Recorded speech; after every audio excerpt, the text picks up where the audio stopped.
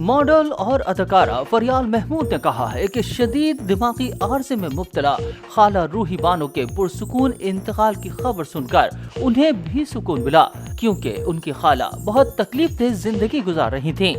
फरियाल महमूद ने हाल ही में उष्ना शाह के प्रोग्राम में शिरकत की, जहां रूही बानो से मुताल्लिक पूछे गए सवाल पर उन्होंने माजी की मकबूल अदाकारा से अपने रिश्ते पर भी बात की। अदाकारा ने बताया कि रूही बानो उनकी वालदा की सगी कजन थी। इस तरह से वो उनकी खाला हुई और उनके दरमियान अच्छे खानदानी ताल्लुकात रहे।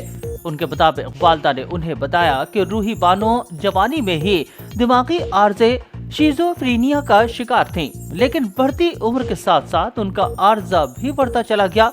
उनका कहना था कि जवानी में भी रूही बानो अपने दिमागी आर्जे की वजह से मसाइल का शिकार थीं। उन्हें लिबास पहनने में भी मुश्किलात का सामना करना पड़ता था। वो शलवार और कमीज एक जैसी नहीं पहन सकती थीं।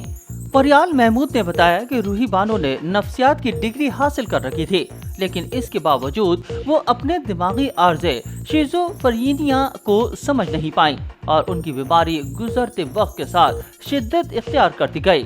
उनके मुताबिक रूही बानो को बीमारी के अलावा भी दीगर तकालीफ पहुंची। उनके अकलौते बेटे अली को जायदाद की खातिर कत्ल किया गया, जिसने अदाकारा को तोड़ कर रख दिया था।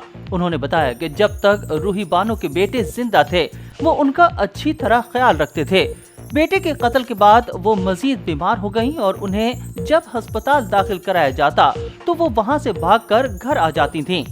फरियाल महमूद का कहना था कि रूही बानो को जिंदगी के आखिरी अय्याम तक ये खौफ रहा कि उनके घर पर कब्जा कर लिया जाएगा, इसलिए वो इलाज की खातिर अस्पताल में नहीं रुकती थीं। उन्होंने बताया कि जिंदगी के आखिरी अय्याम में रूही बानो तुर्किया में मौजूद अपनी बहन के पास चली गई थीं, जहां उनका इंतकाल हुआ और उनकी मौत की खबर सुनकर उन्हें सुकून मिला।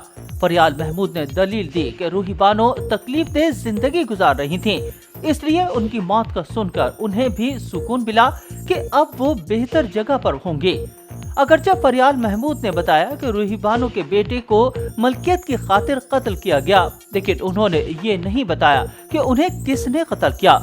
ख्याल रहे कि माजी की मकबूल अदाकारा रूही बानो जिंदगी के आखिरी साल में शदीद अलालत के बाद सन 2019 में तुर्किया में इंतकाल कर गई थी।